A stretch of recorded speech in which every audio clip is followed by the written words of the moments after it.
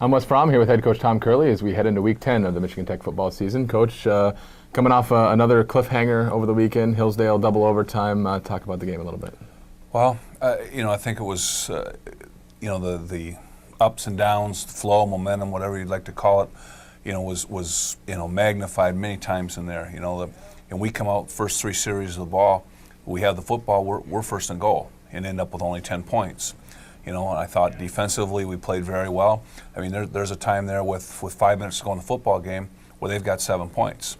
And we kick the ball down, they're on their 10-yard line with 5 minutes to go, and we're up 2 scores. And you never feel good, but you had a feeling you had a pretty good hold on the game. And then to their credit, they go 90, onside kick, we get that. They hold us, we punt it down into the 10 again, and they drive all the way down and get the field goal right at the end of the ball game. So, and then you're in then you're in the overtimes, and of course we scored first. They battled back. We had a 4th and 8. We got a chance to get off the field, win the football game. They make the big play and then score, and then we hold them to a field goal, and then we drive down and get the winner. You've been able to start games pretty well, it seems like, all season long. Your first offensive possession, it seems like you've been able to get points or at least drive down the field. What is it about this team that they're ready to go right after the opening kickoff? Well, I think that a lot of it's with the quarterback. He's made a lot of plays. We've thrown the ball, quite a bit early in the ball game. Last week, we hit some throws. Jordan McConnell made a couple nice plays. We hit a play down to Brandon Cowie that got us down on the 4 or 5, and then punched it in from there. He played well. He counted for 4 touchdowns, and obviously the 2 overtime runs were huge for you.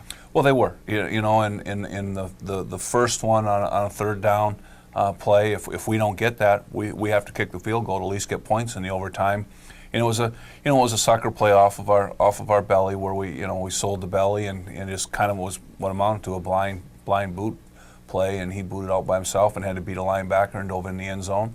And then the game winner was an option football play where he has a choice, and he got out on the edge, and there was one guy out there, and he felt that kid was going to take the pitch, so he tucked it, and he actually dove in again and got another touchdown for us.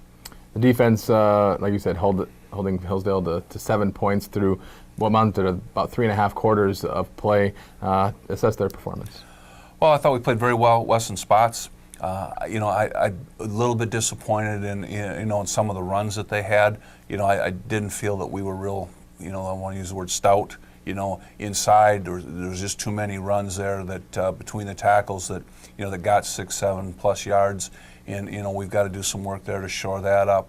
I thought we were quite resilient. They drove down. Roth Mendoza made a nice pick on it in the end zone to stop one of their drives. Deshaun Nelson had a nice forced fumble that Jeremy Mims grabbed and stopped another one of their drives. So we were able to turn them over a couple times, on our end, which, kind of stopped some scoring drives for them. And then special teams, Jordan Ledbetter, your punter, had a nice game. Pinned them deep when you really needed him to. He did. That's probably as well as he played. He was our special teams player of the week, selected by the coaching staff. He had two punts that ended up inside the 10 and one that ended up, I think on the 4-yard line. And that's, anytime you can make them start 3 possessions inside the 10, that's a pretty good day for a punter. Final game of the year coming up. It's senior day. You've got 9 seniors going to be playing their final game. Talk about this group. Well, it's a group that want to share a championship.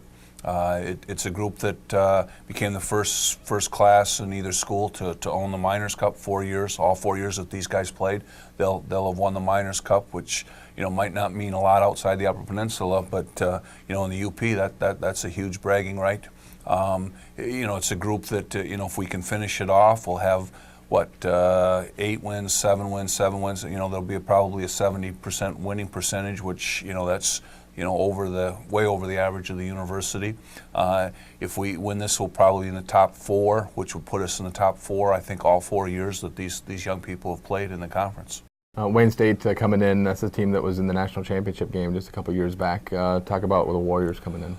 Well, they've always played us very well. We've had some great football games with them. We've won some very good football games and lost a couple that were very good football games. And they'll come in with a great skill set defensively. Right now, I think they're I want to say 3rd or 4th in the league in total defense. They're up there. They get a great punter, kicker. That young man's he's 3 or 4 yards I think per punt better than anybody else in the league. So that that changes field position for you right there. They've always played us very physically defensively. So I think it's a football game that we have to come out ready to play physical football and block and tackle and do the fundamental things that that we need to do to get a W. Talked about earlier in the season having that home game on November 16. Looks like the weather is not going to be too terrible, but obviously good to be back at home. Well, it is, and we'll be ready to play. I mean, like I said, walk down that hill for 9 guys. The last time they'll get a chance to walk down that hill, we're going to do everything that we can to make sure that walk down the hill is a memorable one and one that they can always say that they're part of a winning season. They went out as a winner, and their last football game at Sherman Field was a W. Coach, we're looking forward to it. Great. Thanks, Wes.